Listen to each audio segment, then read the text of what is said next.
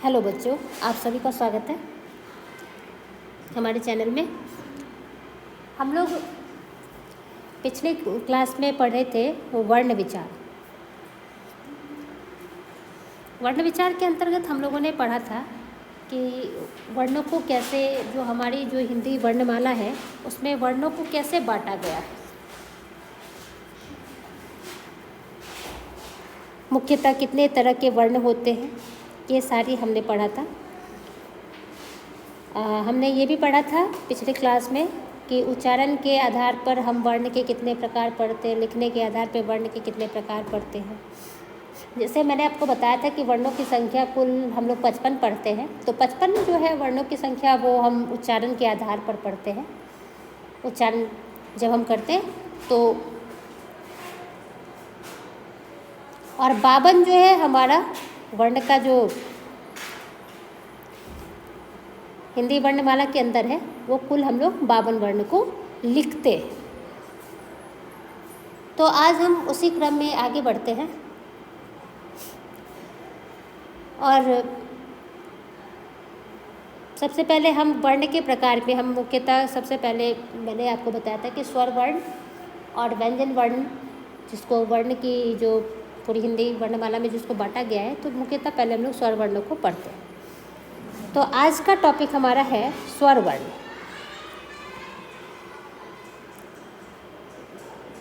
देखिए, स्वर वर्ण, सबसे पहले हम स्वर वर्ण की परिभाषा को जानते हैं कि स्वर वर्ण है क्या।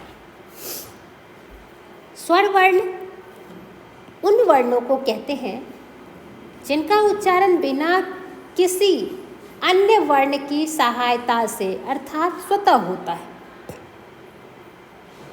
स्वर वर्ण की संख्या 11 है, जो इस प्रकार है: अ, आ, हर्षई, दीर्घई, हर्षऊ, दीर्घऊ, री, ए, ऐ, ओ, औ। चलिए,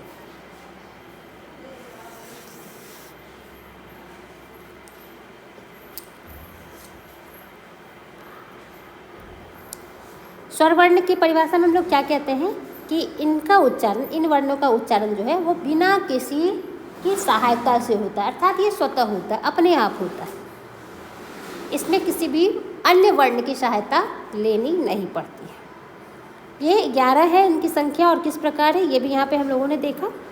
अब देखते हैं कि स्वर वर्ण के प्रकार कितने हैं। स्वर वर्ण के कुल प्रकार जो है वो 3 है: ह्रस्व स्वर, दीर्घ स्वर तथा संयुक्त स्वर। ये दीर्घ स्वर तथा संयुक्त स्वर मैंने यहाँ पर इसलिए लिखा है कि हम लोग पहले दीर्घ स्वर को ही पढ़ते थे, संयुक्त स्वर आपको अलग से कहीं कहीं देखने को मिलता है। तो संयुक्त स्वर जो है वो दीर्घ स्वर के अंदर ही आता है। संयुक्त स्वर को हम दीर्घ स्वर के अंतर्गत ही पढ़ेंगे। जब मैं आगे अभी इसको अलग अलग करूँगी कि हर्ष में कितने आते हैं, दीर्घ में कितने आते हैं, तो उसमें मैं बता दूँगी कि कौन कौन से स्वर जो है वो संयुक्त स्वर के अंदर आते हैं। उसके बाद है तीसरा हमारा प्लुत स्वर। अब देखते हैं इनकी परिभाषा को।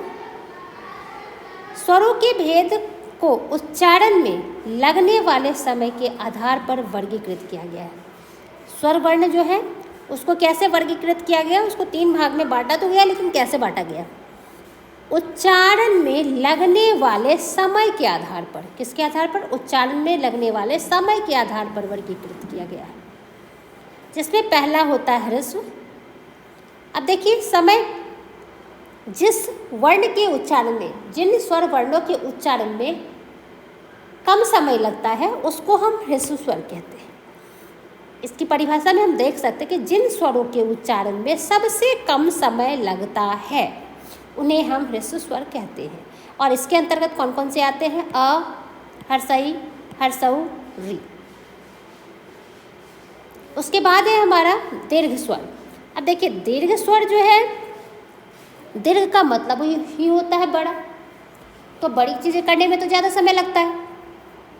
तो यहाँ पर दीर्घ स्वर के उच्चारण में भी ह्रस्व स्वर की अपेक्षा ज़्यादा समय लगता है, इसीलिए हम इसको दीर्घ स्वर कहते हैं।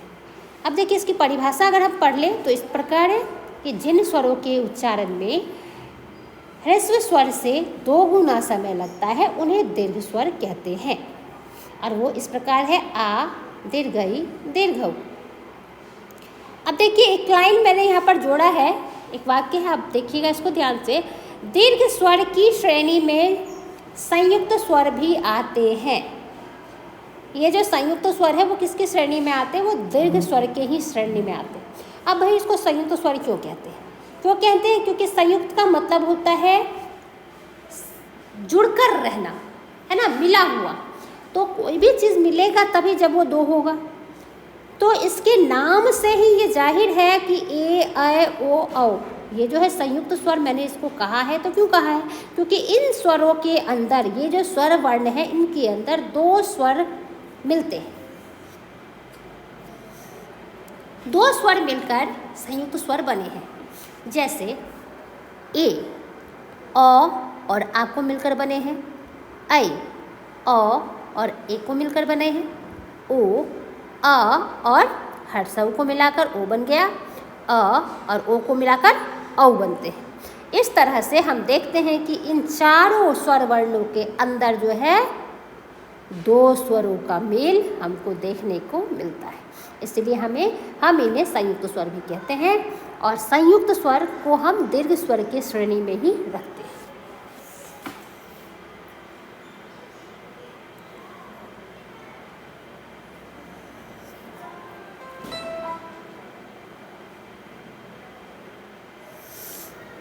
उसके बाद है प्लुत स्वर। प्लुत स्वर के उच्चारण में सबसे अधिक समय लगता है। प्लुत स्वर के उच्चारण में क्या है? सबसे अधिक समय लगता है। यानी कि पीछे जो हमने 2 स्वर को पढ़ा, दीर्घ स्वर और ह्रस्व स्वर, इन दोनों की अपेक्षा इसमें सबसे ज़्यादा समय लगता है। और इसका प्रयोग हम प्रायः लिखने पढ़ने में तो नहीं करते हैं। प्लुत स्वर जो है इनका उच्चारण जो है, मतलब उच्चारण करने में 3 मात्रा का समय लगता है, सबसे ज़्यादा समय इसमें लगता है। और जो इसका चिन्ह होता है वो इस प्रकार का होता है, एस की तरह होता है। इनका चिन्ह कैसे होता है? एस की तरह होता है। इनका प्रयोग हम करते हैं कहाँ पर? किसी को पुकारने में, संगीत में। ठीक है, जैसे सुनो, सुनो हम क्या कहते हैं? सुनो। ये सुनो कहने के बाद जो हमारी जो ध्वनि गूंजती है, जो हमारा जो आवाज़ है वो गूंजता है, तो वो जो ध्वनि उत्पन्न होता है वही प्लुत स्वर है। जैसे हे राम, या हम संगीत सुनते हैं, गाना सुनते हैं, गीत सुनते हैं, तो उसमें जब आप देखते होंगे कि जब आलाप लिया जाता है तो इस तरह के स्वर निकलते हैं वहाँ पर, उन्हें हम प्लुत स्वर कहते हैं। तो प्लुत स्वर का प्रायः हम लिखने पढ़ने में कोई प्रयोग नहीं करते हैं। इनका प्रयोग किसी को पुकारने में अथवा संगीत में होता है। तो ये था स्वर वर्ण हमारा। इसके बाद है आगे व्यंजन वर्ण। इसको भी हम लोग देखते हैं। व्यंजन वर्ण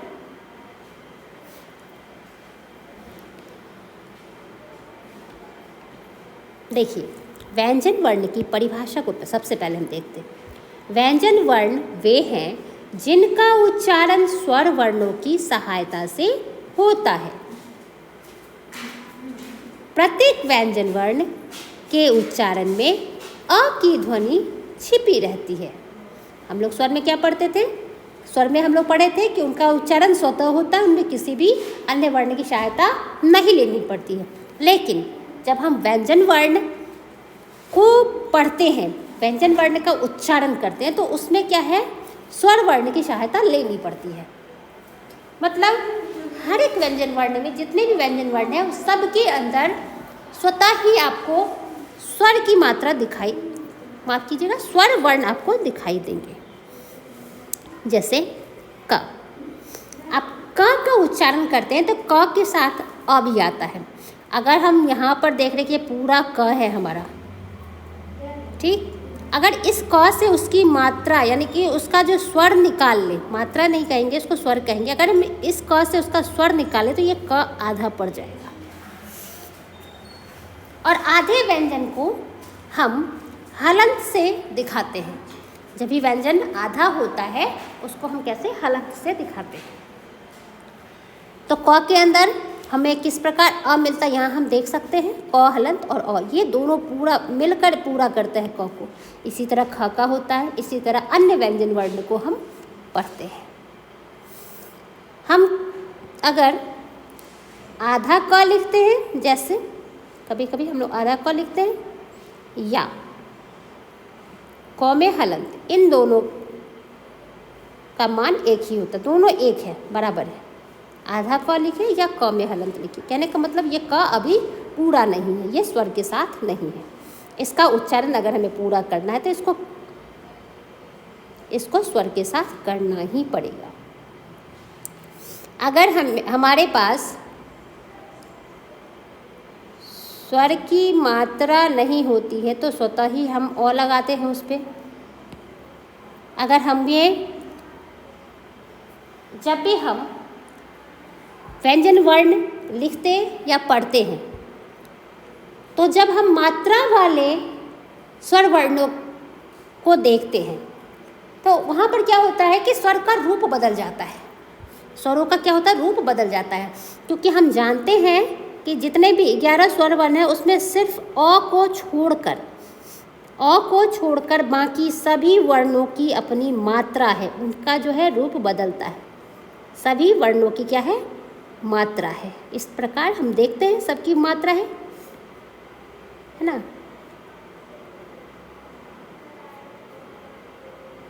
सभी की दीर्घऊ की मात्रा, सबकी मात्रा है होती है।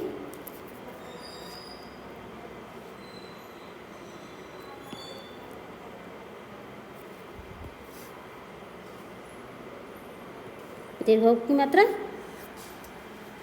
उसके बाद आपका जितने भी ए ऐ ओ औ तक हम जब पढ़ते हैं तो उनकी मात्रा होती है।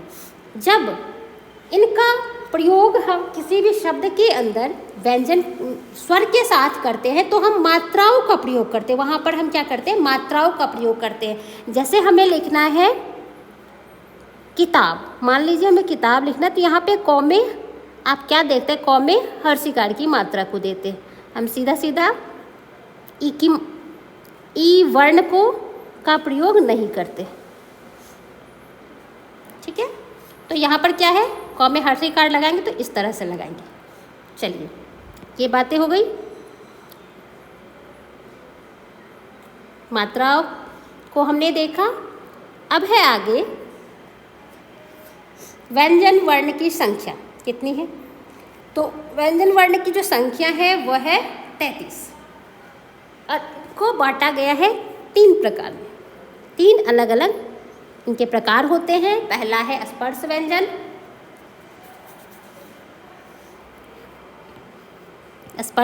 दूसरा है अंतस्थ व्यंजन और तीसरा है ऊष्म व्यंजन। 3 व्यंजन वर्ण को हम पढ़ते हैं। अब आइए पहला स्पर्श व्यंजन को देखते हैं। इन 33 को 3 भागों में बांटा है। स्पर्श व्यंजन के अंतर्गत आते हैं आपके क वर्ग। वर्ग कहने का मतलब क से लेकर अंगा तक, ठीक। क ख ग घ अंगा। फिर है च वर्ग, ट वर्ग, त वर्ग और प वर्ग, ठीक है। क से लेकर प वर्ग तक कितने हो गए। हर एक वर्ग में 5 वर्ण है और आपके वर्णों की वर्ग की संख्या कितनी है, 1 2 3 4 और 5। तो हम इसको हिसाब लगा सकते हैं कि 25 वर्ण हो गए। यहाँ पर स्पर्श व्यंजन के अंदर कितने वर्ण हो गए, 25। इनकी संख्या कितनी हो गई, कुल 25। इसी के साथ मैंने इसका उच्चारण स्थान भी यहाँ पर लिखा है। देखिए का वर्ग जो है उसका उच्चारण स्थान क्या है, हमारा जो पूरा मुख है उसका कंठ, मुख का कौन सा भाग, कंठ, ठीक। उसके बाद च वर्ग का उच्चारण हम तालु से करते हैं, ट वर्ग का उच्चारण हम मूर्धा से करते हैं, त वर्ग का उच्चारण हम दंत से करते हैं और प वर्ग का उच्चारण हम ओष्ठ से करते हैं। यानी कि सारे वर्ण मतलब क वर्ग, च वर्ग, ट वर्ग, त वर्ग और प वर्ग, इन सभी वर्ग के अंदर जो भी वर्ण आते हैं उनका उच्चारण स्थान इस प्रकार क्रमशः है। अब है अंतस्थ व्यंजन। देखिए अंतस्थ व्यंजन कितने हैं, य, र, ल, व, मतलब कुल मिलाकर ये 4 है अंतस्थ व्यंजन। अंतस्थ व्यंजन की संख्या कितनी है हमारे पास, 4।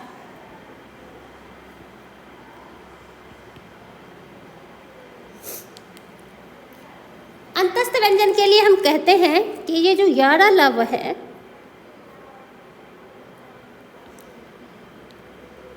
इनको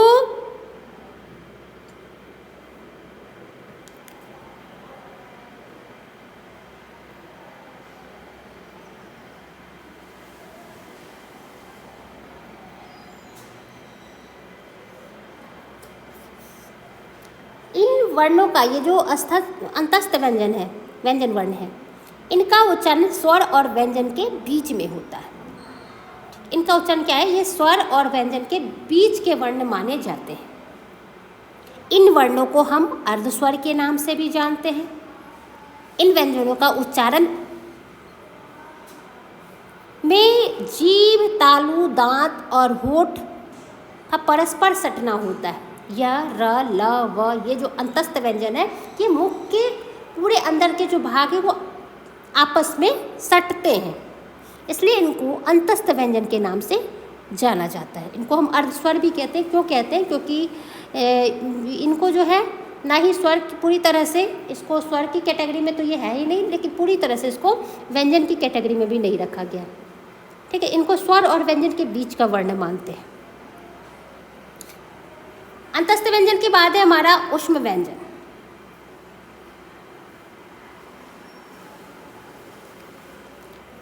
ऊष्म व्यंजन में हमारे कितने हैं, ऊष्म व्यंजन की संख्या भी 4 है। कितने हैं, 4।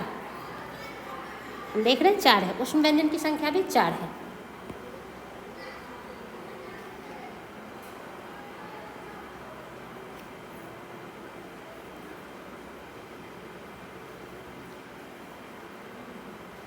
तालव्य श, मूर्धन्य श, दंत स